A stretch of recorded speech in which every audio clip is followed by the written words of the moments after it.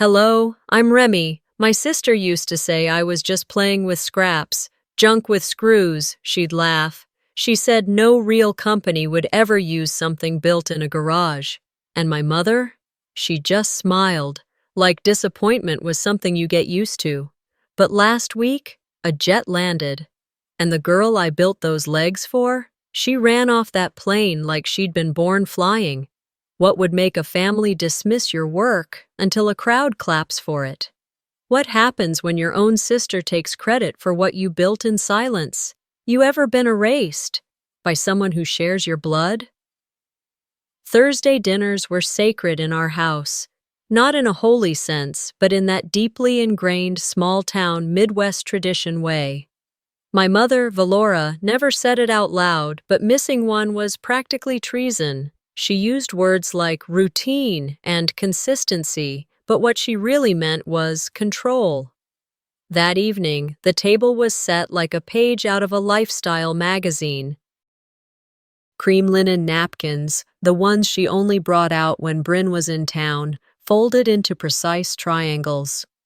The smell of rosemary chicken and candied yams hung in the air, trying too hard to soften the tension. Bryn was already there, of course. Fresh from Portland, hair blown out, lipstick sharp, phone placed just so beside her wine glass. She wore that deep purple blazer she always wore when she wanted to look expensive but unbothered. I sat across from her, back straight, palms pressed to my thighs to keep them from fidgeting. I'd brought something with me, a photo, printed out in full color, of a leg brace prototype I was building for Luma. She's 11, lives next door, barely talks above a whisper, but her eyes, when I showed her the first model, they lit up like headlights in fog. As Valora ladled mashed potatoes onto plates, Bryn glanced up and tilted her chin toward me. "So, Remy, what have you been up to lately?" she asked, in that breezy tone people use when they already think they know the answer.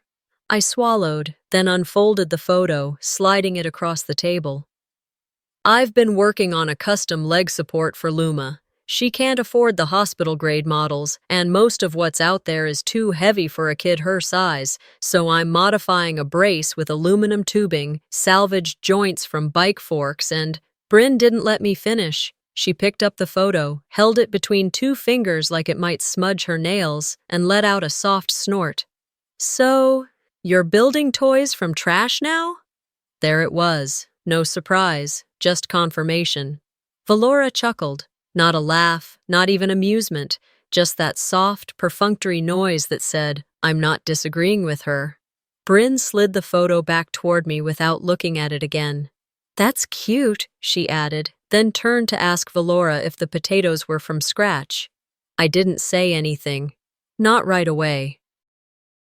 My chest went tight, not from embarrassment, I'd stopped caring about that years ago, but from that old, raw wound that flared up every time my work was dismissed as a hobby, a phase, a project. My father used to say, "Make it work with what you've got." He never cared about certificates or clean fingernails. He just wanted things to run again. When he passed, I didn't inherit money or property. I inherited his toolbox, his soldering iron, and his quiet kind of pride. I'd spent 3 nights in a row reworking that joint after Luma cried when the first one pinched her skin. No one saw that part. Bryn certainly wouldn't have. She lived in a world of spreadsheets and scheduled empathy. I sat through dinner like a ghost at my own table.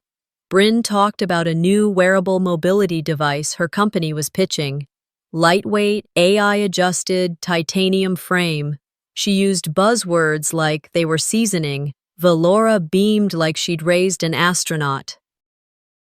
When I reached for the mashed potatoes, I spoke, not to anyone in particular. "She'll walk, and it won't be because of you." I didn't raise my voice. I didn't make a scene.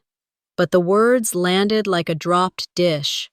Bryn looked at me, eyebrows arched just slightly, that smug little smirk playing on her lips. But I was already gone from the room in my mind, picturing the new joint piece I'd left soaking in solvent back at the garage. She could mock the photo, she could wave off my work, but she couldn't unmake what was coming. I left the dinner table that night without dessert, without eye contact, and certainly without approval. Back home, I stayed up late oiling the knee hinge. I could still hear Bryn's voice in my head, polished, distant, superior. But it wasn't loud enough to drown out Luma's. Her voice, small and hopeful, had more weight than any of Bryn's smirks ever could. The next evening, I found myself outside the Marriott Conference Hall downtown. The Boise skyline was modest, but tonight the hotel glowed like it was the crown jewel of the city. The event was one of those things Bryn's company threw around community engagement season, a corporate gala masked as philanthropy. I wasn't really invited. Bryn hadn't said anything directly. It came through Mom, casually, during a phone call about whether I'd remembered to bring her Tupperware back. "Oh, by the way," she said, like she was offering a gumdrop, "there's some company thing Bryn's speaking at Friday. You can probably just show up." Probably. Just show up. That's how my existence had been treated since college. Optional, unofficial, and a little inconvenient. Still, I showed up. I wore the only blazer that didn't smell like WD-40 and folded my prototype sketches into a worn folder. Not to make a scene, just in case someone asked what I did. They never did. The valet smiled at me politely, but his eyes scanned me like I didn't belong. I walked to the front entrance, heels clicking louder than I wanted them to. At the check-in table, a young woman in a black dress glanced at the clipboard. "Name?" she asked. "Remy Marin." She flipped a few pages, frowned. "Do you have a +1 invite or an RSVP confirmation?" I hesitated. "My sister, Bryn Callister. She's one of the speakers." The woman offered a strained smile. "Unfortunately, if your name's not on the list, I can't let you in." I stepped back, heart thudding, cheeks hot. People in suits flowed past me, familiar faces from Bryn's world. I found a bench just off to the side and sat down, folder on my lap like it was something sacred. Through the floor-to-ceiling windows, I could see them all. My mother was seated at a round table, laughing too hard at something someone said. Bryn stood on stage, poised and magnetic, talking about the future of pediatric mobility. Her words hit too close. Modular design, adaptive tension, lightweight support. I gripped the folder tighter. My own notes inside were scrawled with the same language, but not once had she asked about my work. Not once had she thought it worth her time. A waiter passed by with hors d'oeuvres. He didn't look at me. I wasn't part of this room, this world, or this story. I opened the folder. My hand brushed a smudge on the top sheet. Luma's tiny fingerprint. She had leaned in too close the last time I showed her, pointing at the hinges and asking, "Will it help me run?" I promised her it would, and I wasn't about to break that promise because of a missing name on a clipboard. Inside the gala, applause erupted. Bryn must have just dropped some key phrase or announced another grant. She was always good at owning a room that never questioned her right to be in it. I stood slowly. My knees cracked as I rose, too long on that bench, too long holding my breath. I slipped the folder back into my tote bag and exhaled. "You can't invite someone you never really saw," I whispered. "It's fine. She'll walk anyway." The doors behind me stayed shut as I walked down the sidewalk. The sun had dipped below the horizon, leaving the streets under that soft amber glow Boise sometimes gets in spring. I didn't call a cab. I didn't look back. Instead, I walked the full 20 blocks home, one foot in front of the other, each step hammering one thought into my bones. I didn't need their permission to matter. I never had. Back at the house, the porch light flickered like always. I turned the knob to the garage and pushed the door open. The scent of metal and old pine from Dad's workbench greeted me like an old friend. I hung my bag on the hook, rolled up my sleeves, and laid the sketches out under the lamp. I traced Luma's measurements with my fingertip, then reached for the aluminum rods I'd cleaned earlier. They never saw me. That didn't mean I wasn't real. That didn't mean what I made wasn't real. I powered up the drill and smiled to myself. Time to build anyway. By the time I walked back through my front door that night, my legs ached from the 20-block hike. I didn't flick on the lights. I just stood in the entryway, letting the quiet tell me what I already knew, that if I ever wanted a seat at their table, I'd have to build my own. Saturday morning came early. The light through my blinds hit just right, soft enough to ease me into the day, but sharp enough to remind me I didn't have time to waste. I headed for the garage, coffee in hand, only to stop short in the doorway. There, in the middle of my workspace, was an air mattress, fully inflated, crisp blue sheets, a folded towel on top. "Morning," my mom called from the kitchen. "Don't forget, Bryn's boy's staying a few days. He's got a big pre-med entrance exam next week, and he needs a quiet place to study." I blinked, still staring at the mattress. Tools had been pushed to the side. My sketches, my materials, all stacked in a neat little pile on top of the mini fridge, out of the way. "He'll only be in there at night," she added. "You can work during the day." I didn't answer right away. I just stepped back and closed the garage door gently. There was no point in arguing. She'd already decided, and I wasn't invited into that decision. "You'll make do," she said later as she stirred the cake batter for her birthday. "You always do." Make do. That phrase again. She didn't mean it as a compliment. The celebration that evening was small. Just family. I wore a navy blouse that didn't wrinkle too bad, the same one I wore to Luma's last doctor's appointment. I handed Mom her gift after we'd finished the lasagna, a miniature mechanical model of a foot brace precisely built, engraved with her initials on the side. VQ. "Oh, how thoughtful," she said, setting it gently on the side table without opening the box. Then she turned to Bryn. "That purse is stunning, sweetheart. Is it the new leather line?" "It's vegan, actually," Bryn smiled, always on trend.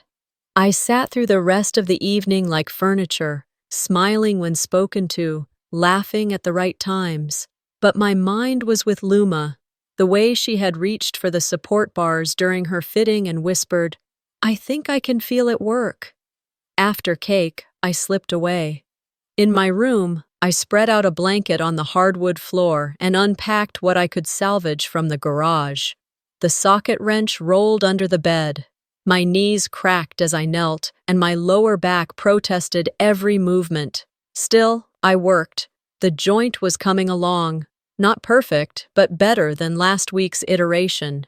I played the short clip of Luma trying to walk again, just to ground myself. Her grin, uneven but fierce, reminded me why I was here. Somewhere past midnight, I stopped. My hands were blackened with grease, my eyes stung. I walked back through the house to get a glass of water, and there it was, my gift box. Still unopened, still untouched. Valora had stacked some mail on top of it like it was an accidental paperweight. My engraving, something that took me 3 tries to perfect, barely peeked out from under a grocery flyer. I stared at it for a long time. I wasn't angry in the way that demands yelling or slamming doors. I was tired of being the one who adjusted, who flexed, who made space. Tired of being invisible until someone needed fixing. Back in my room, I sat on the edge of the bed, my fingers aching. The model for Luma sat beside me, wires curled like veins, waiting for one more adjustment. I looked at it, then at my hands. They'll never see it, I whispered, voice dry. Then I glanced at the brace, thought of Luma's determined eyes, and added, but she will feel it. I barely slept that night. The floor in my bedroom was unforgiving, and every time I rolled over, a socket or loose screw jabbed into my ribs. Around 4, I gave up. I made coffee, rubbed the ache from my lower back, and opened my laptop to input the latest measurements for Luma's brace. She'd grown half an inch, just enough to require an adjustment. Growth spurts weren't kind to kids in her position. My inbox was the usual clutter, junk from old mailing lists, a few discount codes I didn't remember signing up for, and an automated message from a design competition platform I hadn't checked in years. I clicked it out of habit. There it was, a folder marked Mobility Design, Internal Submissions. I wasn't part of any internal team. My name shouldn't have been there. But curiosity outweighed logic, and I opened it anyway. What I saw made my stomach twist. It was my design, my exact sketch, right down to the improvised joint with the cross-socket pivot I'd crafted from a broken stroller hinge. Even the notes in the margins, my shorthand, my diagrams, my hand. But the name on the submission? Bryn Callister. I froze. For a full minute, I didn't move, didn't blink, just stared at the screen. I scrolled up and saw the submission date, 4 days before Mom's birthday, 4 days before I handed her the engraved model, 4 days before Bryn had even mentioned wearable innovation during dinner. She'd already taken it. My hands started moving on their own. I saved the file, noted the timestamps, and printed out the document. I circled the submission ID in red ink like a teacher grading a paper. Then I walked to the kitchen and laid it on the counter, right in the center where Valora always left the grocery list. I didn't say anything. I didn't need to. An hour later, Bryn came in, her heels sharp against the tile. She looked at the paper, picked it up, and skimmed. No apology. No shame, just a shrug and that voice, the one she used when she thought she was being reasonable. You wouldn't have passed the selection phase anyway, she said, smoothing her hair with one hand. I streamlined it for you. Streamlined, as if she'd done me a favor. I leaned against the doorway and looked her in the eye. That's not help, Bryn. That's theft. Valora walked in just then, holding her mug of instant coffee. Her eyes moved between us, landing on the printout. She didn't ask, she didn't defend, she just sipped and said, "Maybe you two should talk about this later." Later. Always later. Bryn slipped the printout into her tote bag like it was hers to begin with, then left without another word. I stood there for a long time after the door shut, staring at the empty kitchen. The silence pressed in around me, thick and heavy. I went back to my room, passing the mattress still occupying half the garage. Bryn's son had left early that morning for a campus tour. At least the space was mine again. Sort of. Back in my room, I sat cross-legged on the floor, laying out Luma's brace components. My fingers moved automatically. Check the tension, realign the supports, remeasure the footplate. But my mind spun. This wasn't just about a drawing. It was about being erased. Again, I'd spent my entire life being pushed aside. My ideas treated like hobbies. My work passed over like background noise. But this was the line. I looked at the prototype. The brushed metal glinted under my desk lamp. I ran a thumb along the hinge and thought of Luma's face when she tried the first version. The way her smile trembled, like she didn't quite believe she was moving. She believed in me. She felt the difference. And now, thanks to Bryn, someone else was about to cash in on that belief. My heart beat fast, but my hands stayed steady. I wrote down everything, dates, submission IDs, photo evidence, tucked them into a folder, and locked it in my dad's old filing cabinet under the bench, just in case. I wouldn't explode, I wouldn't scream, that's never been my way. But I wouldn't stay quiet either. You stole my work. You didn't think I'd say anything. I always stayed quiet, but not this time. Morning came with the dull ache of unfinished things. I hadn't slept much, again. The brace pieces still lay across my floor, half assembled, surrounded by little mounds of fine metal dust. But today wasn't for building. Today, I had an appointment. I helped Luma into the back seat of Valora's Buick, the only car I could still borrow on occasion. She wore her favorite windbreaker and clutched the sketch I'd given her last week. The one where I'd drawn her walking between two lines, arms out, no brace in sight. "You nervous?" I asked, checking the rearview mirror. "Excited," she said, then after a beat, "Maybe a little both." I smiled and pulled into the lot of the regional pediatric clinic just before noon. It wasn't a fancy building. White stucco, faded blue trim, the kind of place that ran on tight grants and tighter schedules. But it was one of the few clinics that allowed outside device fittings, and I'd called ahead twice to confirm. Inside, the air smelled faintly of Lysol and damp carpet. The receptionist gave us the sort of look you give someone who walks in wearing steel-toed boots to a ballet recital. "Appointment for Luma Delaney," I said. "Trial fitting with an external mobility aid."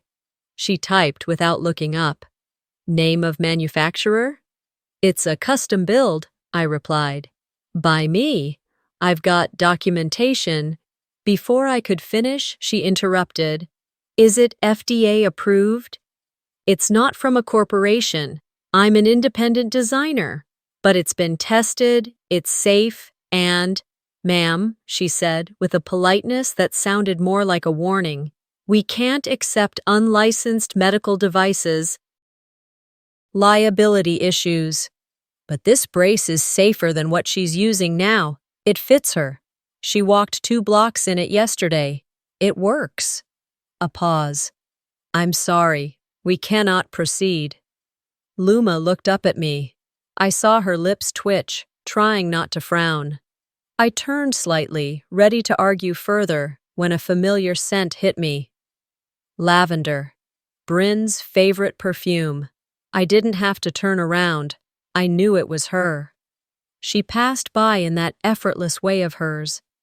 Blazer perfectly fitted, ID badge swinging. She glanced in our direction, made direct eye contact with me, and kept walking. No acknowledgement, no flicker of recognition. Just nothing. Luma watched her go. Then, voice barely above a whisper, asked, "Wasn't that your sister?" "No," I said, just as soft. "That was someone I used to know." The receptionist called the next patient. We left. We didn't speak much on the way out. Luma's limp was a bit worse by the time we reached the car. I offered to carry her, but she shook her head. "I can make it," she said. We took the long way home. It gave me time to cool off, to breathe, and to pretend I wasn't replaying Bryn's face over and over in my mind. The way she walked past us, like we were a couple of broken things left on the curb. By the time we reached my street, Luma's cheeks were red, but she didn't complain. I helped her up the steps, unlocked the door, and got her settled on the couch with some juice and a heated blanket. "You didn't have to take me today," she said. "I know people like her don't take folks like me seriously." "They should," I replied, kneeling beside her. "And they will." She looked at me for a long moment, eyes squinting slightly. "You're the first person who ever said I could run." That stopped me, not because it was sweet, but because it was true. And I was the one who'd almost forgotten how much those words meant. Later that evening, after Luma had fallen asleep with the TV murmuring in the background, I went out to the garage. The air mattress was deflated and leaning against the wall now. Bryn's son had gone back to campus. I reclaimed my space like someone returning to a battlefield, laid out the tools, lit the work lamp, and got to work. The new design needed reinforcement.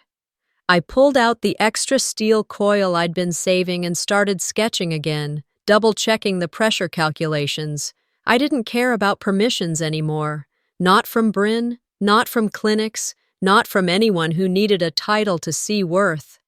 The only approval I wanted was from Luma's steps, from her balance, from her breathless laugh when the brace held her upright without slipping. And that I could build. I tightened the vice grip on the joint and pressed the weld button. Sparks flew like tiny protests, and over the whir of the rotary tool, I whispered to the metal, "No more asking." She's going to run. Sunday morning started like most others in Boise, still, sun-washed, and quietly buzzing with weekend possibility. But at the community fairgrounds, the air felt tighter than usual. The city's annual spring showcase was underway, complete with food trucks, local business tents, and a stage set up for nonprofit spotlights. I wasn't on any schedule, no formal invite came my way, but Luma had begged to come.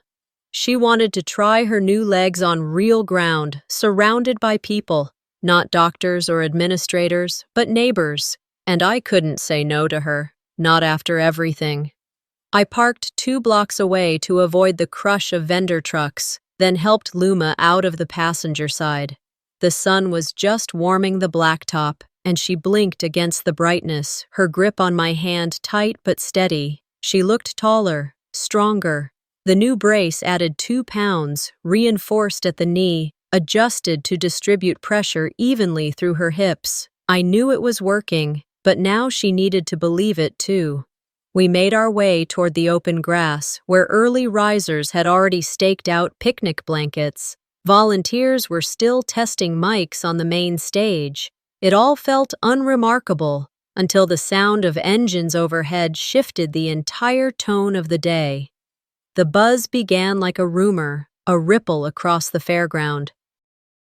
Vamos! People turned their heads skyward as a sleek, charcoal-gray jet descended onto the adjacent airstrip, a private one usually reserved for agricultural charters, the kind of plane you didn't expect in a city like this. It landed smooth as silk. The door opened, and there she was, Luma, walking, not from a tent or stage, but from the plane. 1 step, then 2, then a short jog.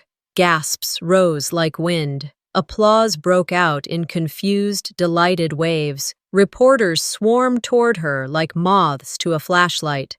"Who made them?" one asked, practically shouting over the crowd noise. Luma didn't hesitate. She turned, pointed past the security line, directly at me. She did. Every camera swiveled. Bryn stood near the front of the stage with a group of executives, all dressed in coordinated blazers and name tags. She froze, just for a second, then recovered with a thin-lipped smile. I could see the spin forming in her head. A journalist broke through the perimeter. "Are you two related?" Bryn didn't blink. "We've collaborated before," she said smoothly, like she'd practiced it. That was enough for me. I stepped forward, walked straight past the rope line, and looked directly at the row of cameras. "No," I said, steady. "She submitted my design under her name. That wasn't collaboration. That was theft." Gasps. A murmur rolled through the crowd like thunder before a storm. Bryn's face didn't twitch, but I saw her fingers curl around her program handout. That was all the confirmation anyone needed. I turned without waiting for another question and walked back to the bench where I'd been sitting. Luma reached me moments later, breathless but beaming. "You saw?" "I did," I said, voice catching in my throat. That night, after putting Luma to bed and washing the grease from my palms, I found the envelope waiting under my door. No return address, no frills. Inside was a letter on expensive cardstock.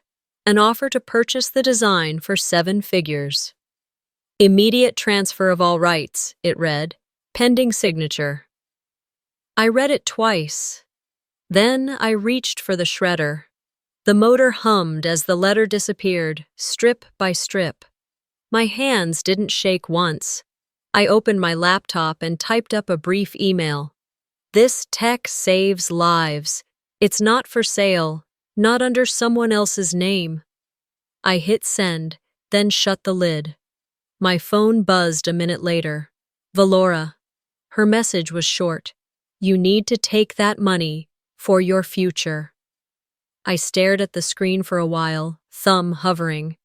Then I called her back. She picked up on the second ring. Remy, no, I said. The only future I care about is one where girls like Luma run. Without permission, without needing your approval, or hers, or anyone's. There was silence on the line.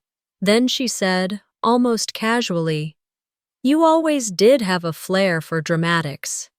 No, Mom, I said. I've just learned how to stop asking. Monday morning rolled in cold and fast. I hadn't slept well. Too much had happened in 48 hours. Jet landings, public declarations, offers with too many zeros. But the biggest storm hadn't hit yet. I could feel it gathering, thick as humidity before a summer thunderclap. Just after 8, I saw it. Bryn's company posted a press release to every platform imaginable. Email, LinkedIn, their glossy website. The headline was polished, but the meaning cut like a dull blade. Unauthorized prototype use under review. Designer unverified. No formal affiliations acknowledged. In other words, they were washing their hands of me and making sure the world knew I didn't belong. The blogs picked it up before noon. Tech whisper columns, forums, even parenting groups. One headline read, Whistleblower or Wannabe? Classy. I didn't respond. Not online. Not to the 3 journalists who left voicemails. Not to the troll who messaged me saying I should stick to making Halloween costumes. Let them talk. I had somewhere to be. By 10:45, I was inside the Boise Convention Hall, surrounded by tall glass walls and rows of metal chairs that clicked and echoed under every footstep. The Boise Medical Tech Symposium was in full swing. I wasn't listed anywhere, not even as a guest, but someone from the nonprofit that had approached me on Sunday had pulled strings. The room buzzed with chatter as the audience filed in. Bryn's company was the final presenter of the morning, a position they'd fought for, no doubt. She stood near the edge of the stage, sleek and composed, wearing the same navy blazer she'd worn the day our dad was buried. She caught sight of me in the 3rd row. Her gaze didn't shift, but her shoulders did, a tiny adjustment, like armor tightening. The moderator introduced her as a visionary in pediatric mobility, and the crowd gave polite applause. She took the stage, slid seamlessly into her pitch. Modularity, weight distribution, AI compatibility. Words meant to impress, not to serve. Then, just as she reached her final slide, a voice spoke over the microphone. Before we continue, someone said from the wings, I'd like to make a clarification. Every head turned. Dr. Arlen Madsen, white coat, calm face, clipboard in hand, walked across the stage like he owned it. I'm not here on behalf of a corporation, he began. I'm here because facts matter. And so does credit. He tapped the screen. 2 diagrams appeared side by side, identical. One had my initials and a timestamp from 3 months ago. The other bore Bryn's company logo.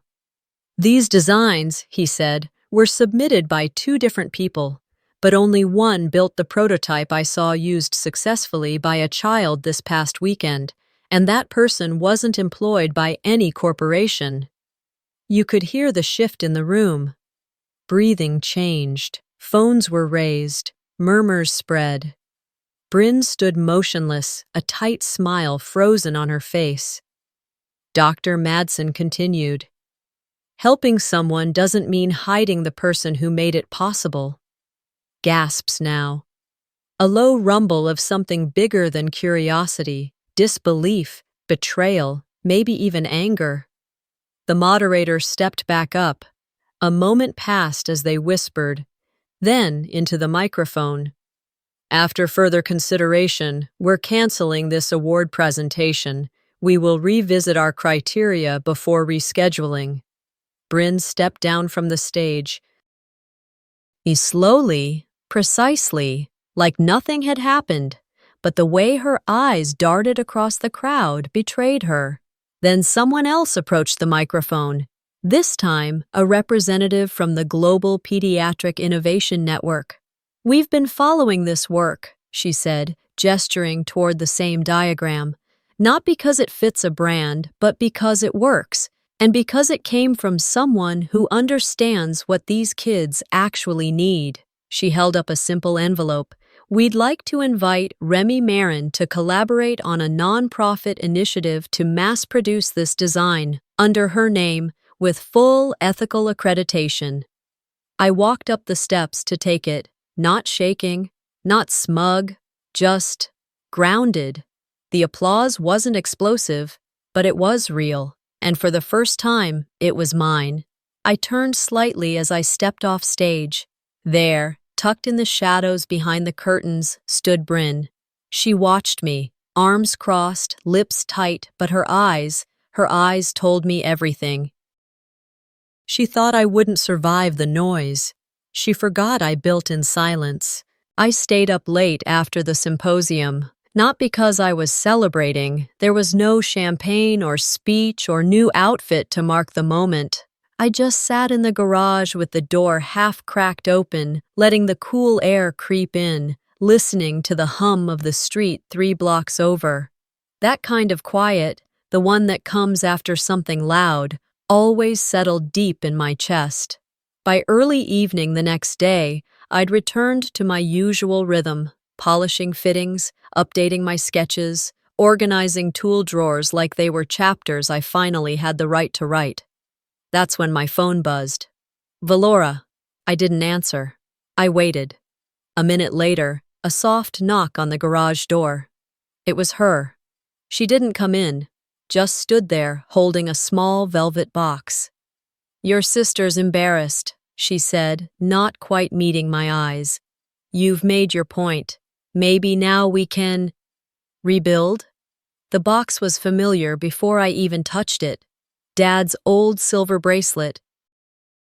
I hadn't seen it in over a decade, not since he passed and Bryn quietly laid claim to everything of his with value. Not sentimental value, just value. I opened it. The metal was still scuffed in the same place it had always been, right where he'd once burned it fixing the lawnmower. It didn't shine, but it held something steadier than polish ever could.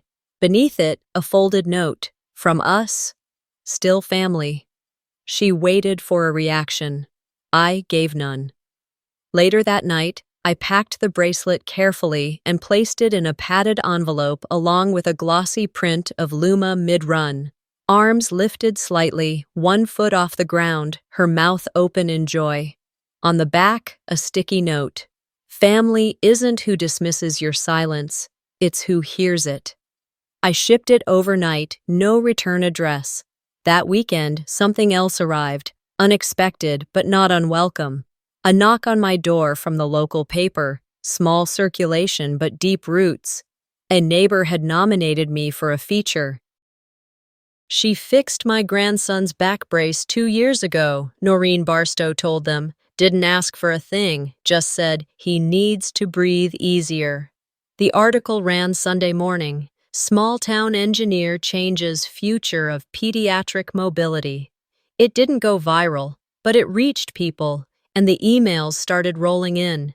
Messages from moms in Ohio, grandfathers in Arizona, clinic staff in North Dakota. Not thousands, but enough to feel real. Some asked how they could help.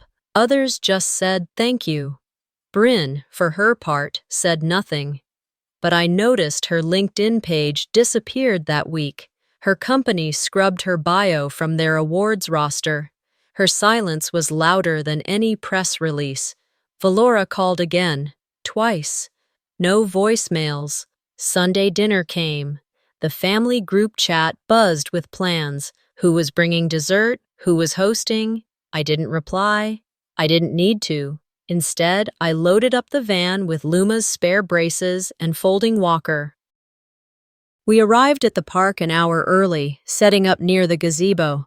By noon, a crowd had gathered. Kids of all sizes, some with mobility aids, others just curious. The kind of energy that only comes when no one feels like they're being watched. I gave Luma a nod. She stepped forward onto the grass, slowly at first, then faster still. The brace held. The crowd cheered, not out of pity, but pride. I stood off to the side, arms crossed, watching the sun inch toward the horizon. I didn't miss the dining room table.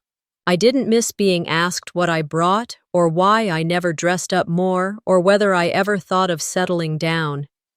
I had my table now, and it didn't come with a chair. Turns out, some tables don't need a seat, just room to run. Saturday morning found me back in the garage, quiet, just the way I liked it. The kind of quiet that doesn't ask questions or interrupt to give advice. Sunlight streamed through the dusty window above Dad's old tool drawers. I hadn't opened them in a while, not because I'd forgotten them, but because I hadn't been ready. That day, though, something nudged me. Maybe it was the way Luma smiled at the park last week, or how the applause had sounded like something deeper than noise. I pulled open the bottom drawer, the one that always stuck just a little on the left. Inside was a rusted box of screws, half a broken tape measure, and behind it, a folded piece of paper. It was brittle from time, edges curled inward like it had been waiting to be found. I unfolded it slowly. My father's handwriting filled the page in blue ink, fading but still legible. If they don't see it, make it so they can't ignore it. If they don't hear you, help someone who does. And if someone can't walk, give them your legs. I don't know why I cried, but I did. Not loud, not dramatic. Just tears that slid down like rain rolling off a porch roof. I held the note in my lap for a long while before folding it again, carefully, like it was something sacred. By early afternoon, I was back at the workbench, sorting through supplies when I heard footsteps outside. Luma stood at the garage door, holding something in both hands. "Brought you something," she said, a little breathless from the walk. She stepped forward and handed me a small box wrapped in plain brown paper. I opened it carefully. Inside was a carved wooden bracelet, imperfect, clearly handmade. On the inside was an engraving in scratchy, uneven lines. "You never needed to walk alone." My hands trembled, not from sadness, not from guilt, but from something I hadn't felt in a long time, wholeness. "Made it in shop class," she said, a little shy. "Didn't want you to forget." "I won't," I whispered, sliding it onto my wrist. It was too big, but it didn't matter. Later that day, we drove to the community center. The second-generation prototype was ready for field testing. Luma walked with confidence, her stride smoother, more natural. The crowd wasn't large, just a dozen or so families, a few curious nurses, and a retired physical therapist who asked thoughtful questions. As Luma jogged across the mat, a nurse turned to me. "You planning to scale this?" I looked at her. Her tone was neutral, but I'd heard the question before, always tied to money, to licensing, to pitching and product lines. "Not for profit," I said. "For people." She smiled, nodded once, and made a note on her clipboard.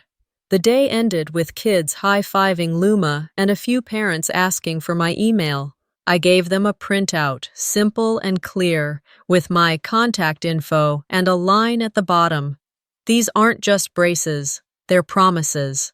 That night, I returned to the garage to clean up. I opened my phone for the first time in hours. A message from Valora blinked unread. When you're ready, no pressure, no apologies, just 4 words. I didn't delete it. But I didn't reply either. I stepped outside. The evening had settled softly over the neighborhood. Porch lights flicked on, one by one. I stood at the threshold of the community center, hand resting on the frame, watching more families trickle in. Some curious, some hopeful. Maybe I hadn't built a corporation. Maybe I hadn't won the approval of my sister or the respect of my mother on her terms. But what I had built? Maybe, just maybe, it was a beginning. Sometimes, what we build in silence speaks louder than anything shouted from a stage. This isn't just a story about prosthetics or public recognition. It's about the quiet strength it takes to keep going when even your own family doubts you. What do you think defines family, blood, or belief? If this story moved you, don't forget to subscribe and join us for more powerful, real-life stories that remind us why resilience matters. We'd love to hear your thoughts in the comments.